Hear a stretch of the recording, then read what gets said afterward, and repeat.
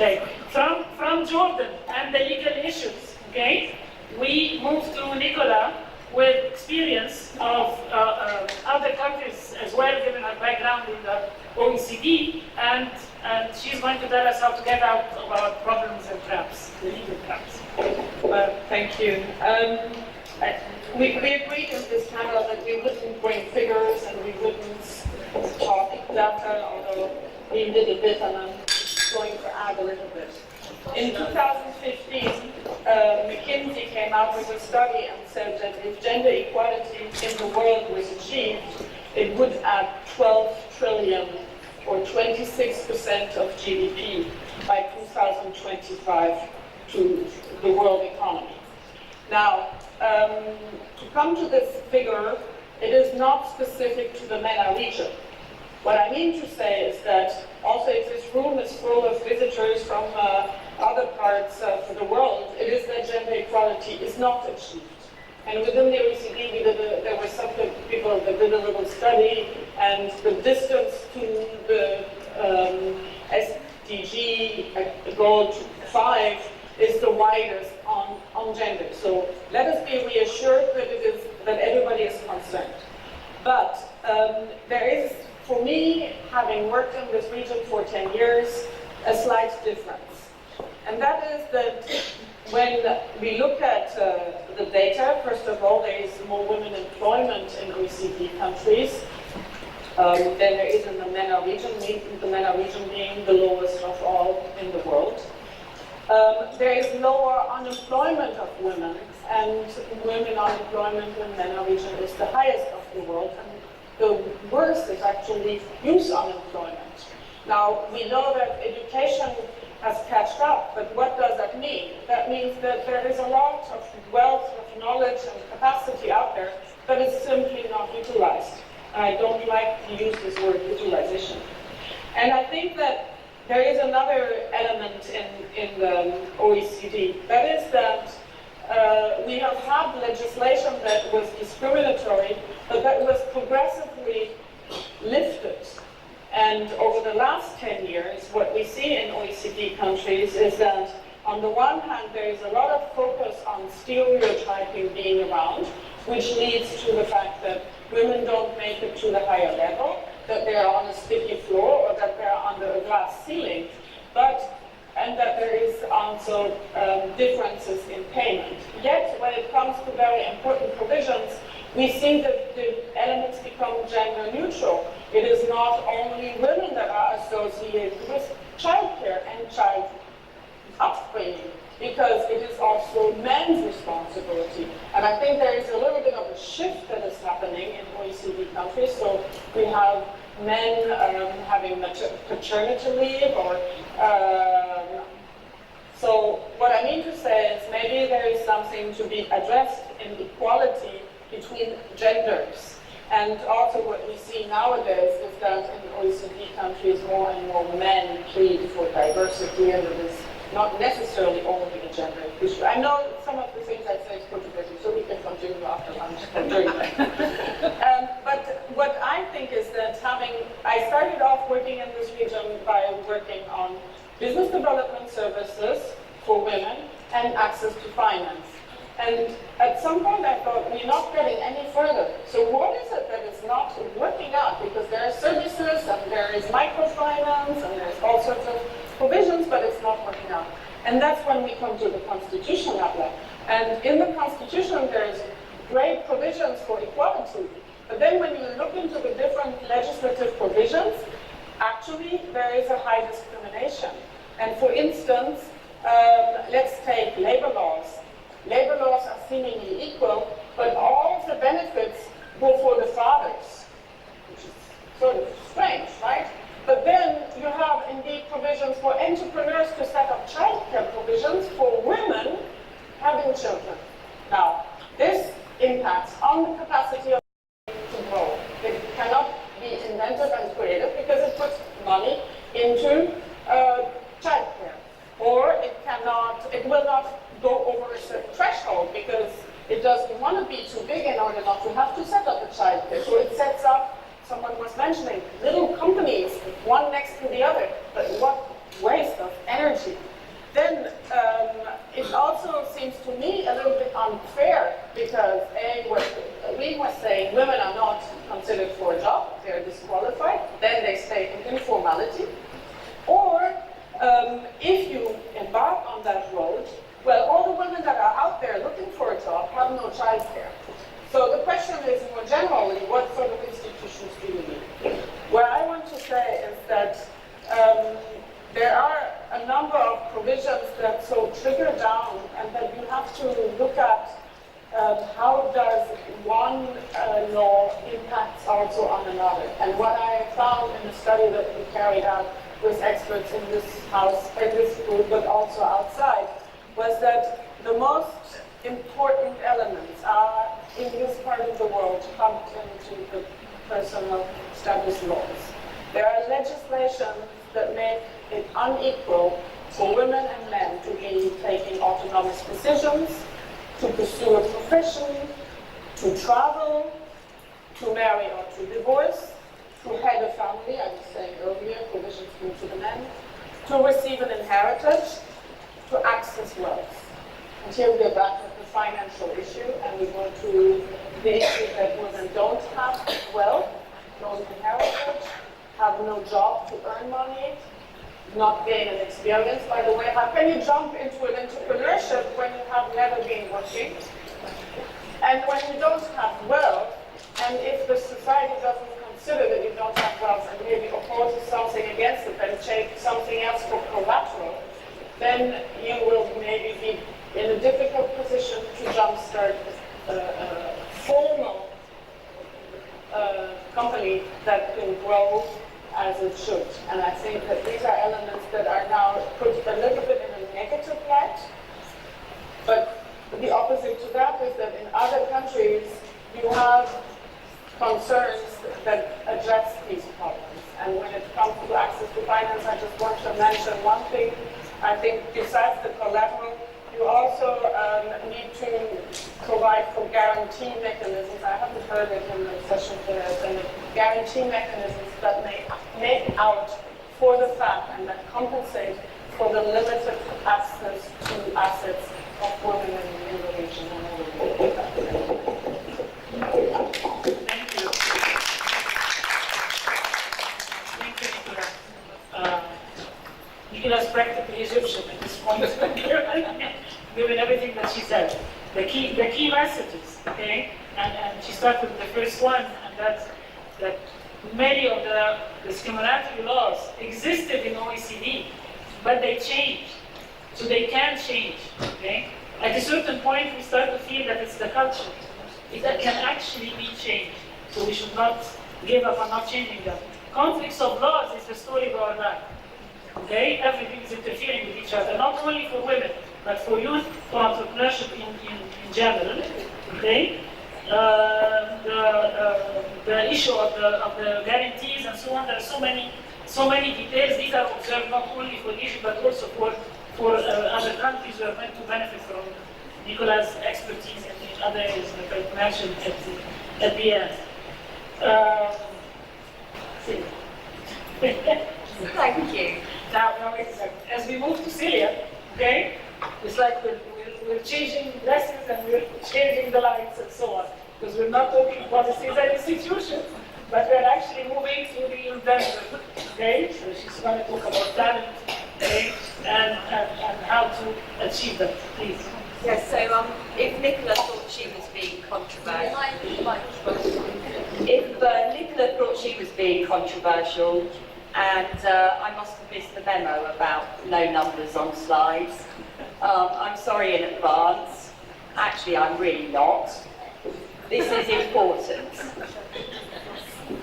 In the UK right now, they're difficult to manage, but entrepreneurs and innovators, you can't herd cats. Do you know what I mean? We run in our own direction.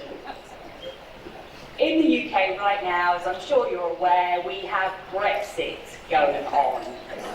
Or not Brexit. Or what the heck is Brexit? With less than 30 days to go, there is zero clarity. And this, for me, is a huge catastrophe. Not only is it scary, And fear, by the way, stops you thinking as creatively as you're capable of. It creates instability. And actually, we need that solid ground in order to be able to put a building on it. You know, we need that foundation of solidity. So when Abla asked me, what's the British government doing to support women, innovators and entrepreneurs, I wanted to put a blank slide up on the screen. Now obviously that's me speaking from a very privileged position where I'm taking for granted the fact that in the mid-90s, when I went to university, equal opportunities, equal rights for women were laid down very clearly. And I was told they're all open to me, I've just got to walk through the door. So I did a largely male-dominated degree, there was 170 of us and only 5 women. But you learn to just carry on regardless. Now, in all of that, as I said, I read between the lines of what we were trying to achieve here. Dragma, on the earlier panel this morning, mentioned the fact that actually when we're exporting to another market, we can't just copy exactly what's been done and worked successfully elsewhere. We have to modify, adapt, understand the culture, the integrity, what needs to really happen. So I thought it's pointless for me to really share, you know, this program and this system and that finance and etc., because as I say, it's a very mature ecosystem.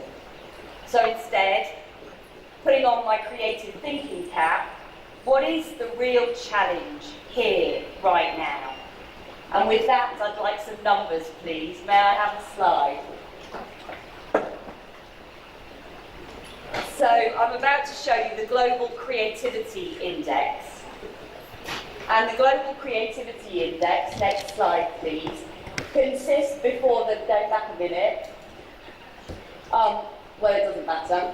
So we have the Global Creativity Index measures technology, talent and tolerance to create a global rank. And this is where we all stand. I'm not going to go into it too deeply, but what I do want to do is I want to look at the UK and to look at Egypt. And actually, sure, you know, hang on, go back a second please. Sorry, you're going too fast for me. You're missing my slide, you're missing my captions. Anyway.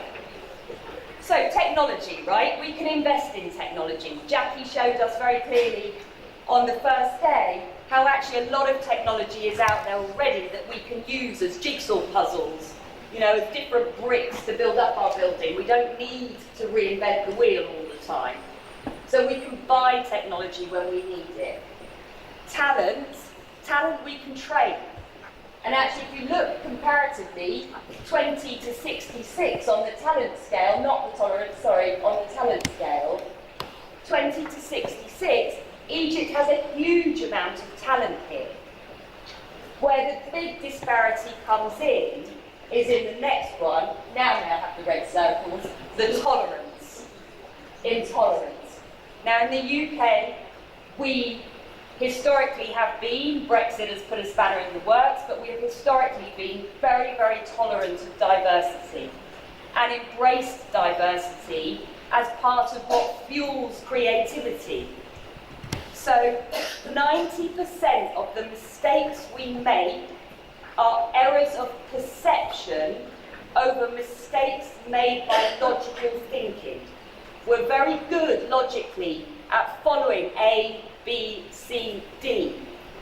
It's when we climb that ladder logically and get to the top, able to see a bit further around, that we realise we've perhaps positioned our ladder in the wrong place.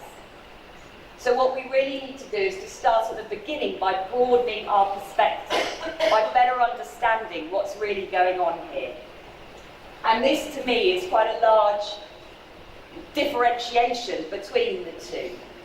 So the real problem underlying much of this is tolerance. And what is tolerance? Tolerance is an open mind. It's a suspension of judgment because there are lessons to be learned.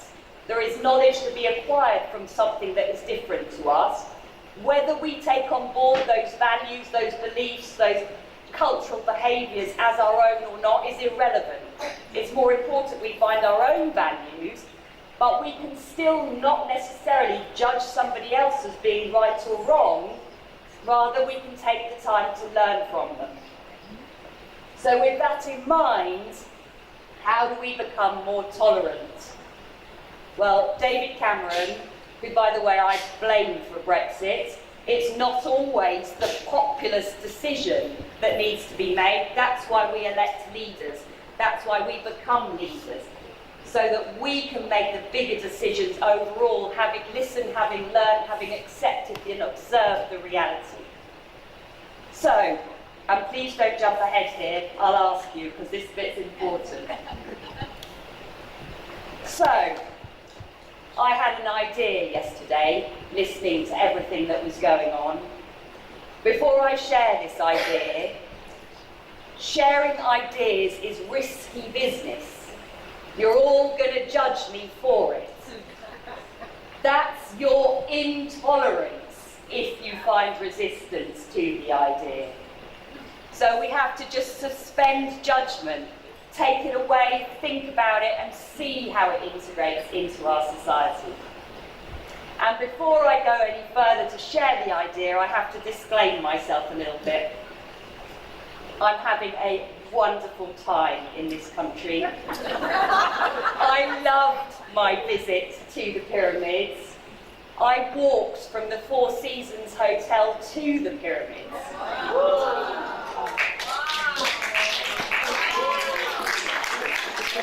And in doing that, I got to see real life happening around me that I'd have whizzed past in a taxi.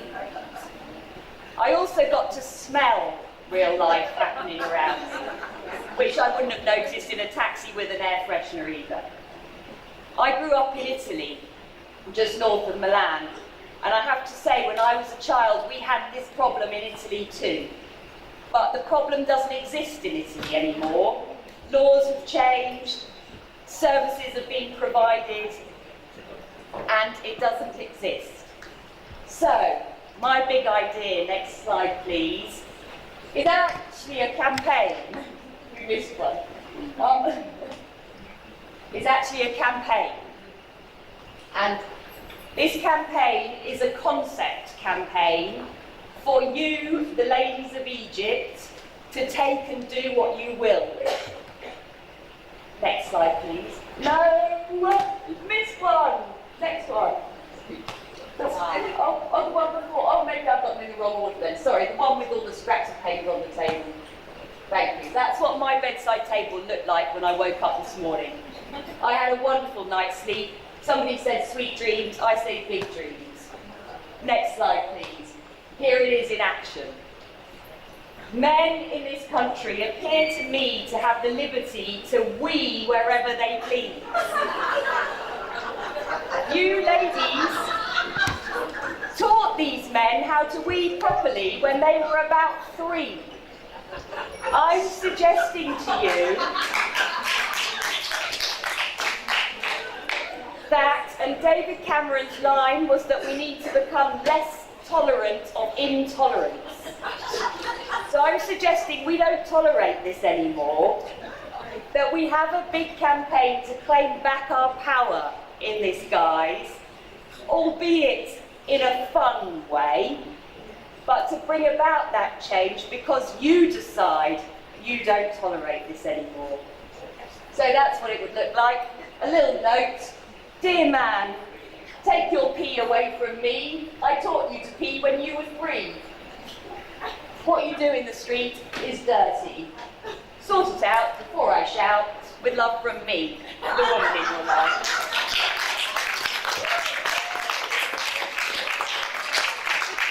Thank you very much for listening. Thank you, Celia. Thank you very much. Yes. That's my gift to you all for inviting me here. Someone do it. Because actually, Abner, if I can quickly say, this is what you said at the beginning.